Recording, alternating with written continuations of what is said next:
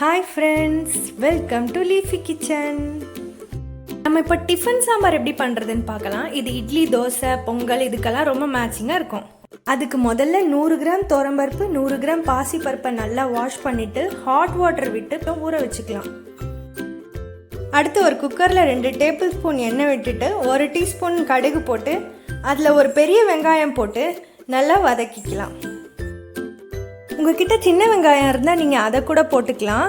பெரிய வெங்காயம் தான் என்கிட்ட இருக்குது, அதனால நான் பெரிய வெங்காயம் சேர்த்துருக்கேன். சின்ன வெங்காயம் தான் ஆக்சுவலாக இதை விட டேஸ்ட்டாக இருக்கும். இப்போ நல்லா ஒரு பெரிய சைஸ் முருங்காவை கட் பண்ணி போட்டு நம்ம வதக்கியிருக்கோம் 2 நிமிஷம். அதோட 2 டேபிள் ஸ்பூன் அளவுக்கு சாம்பார் பவுடரை சேர்த்து வதக்கிக்கலாம். சாம்பார் பொடி ரெசிபி லிங்க் டிஸ்கிரிப்ஷன் பாக்ஸில் இருக்குது, செக் பண்ணிக்கோங்க. டிஃபன் சாம்பாருக்கு புளிப்பில்லாத சாம்பார் தான் ரொம்ப நல்லாயிருக்கும், அதனால இதில் நம்ம புளி சேர்க்காமல் பண்ணுறோம். இந்த மாதிரி நீங்கள் ஒரு வாட்டி பண்ணி பாருங்கள், உங்களுக்கு ரொம்ப பிடிக்கும். இப்போ இதில் 1/2 டீஸ்பூன் மஞ்சத்தூளும் கொஞ்சம் பெருங்காயமும் போட்டு வதக்கியாச்சு.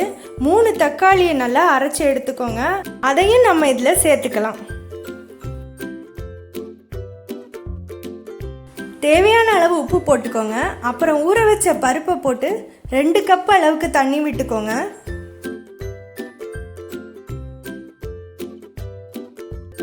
நல்லா மிக்ஸ் பண்ணி விட்டுட்டு 4 விசில் நல்லா மீடியம் ஃப்ளேமில் வேக வச்சு எடுத்துக்கலாம்.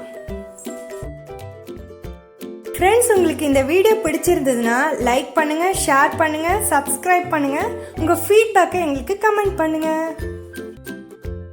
இப்போ இதில் ஒரு சின்ன துண்டு வெல்லம் சேர்த்துக்கிறோம். இது ஆப்ஷனல் தான். அதோட கொஞ்சம் கருவேப்பிலை தூவி கொத்தமல்லி போட்டு நெய் போட்டால் டிஃபன் சாம்பார் ரெடி. தேங்க்யூ.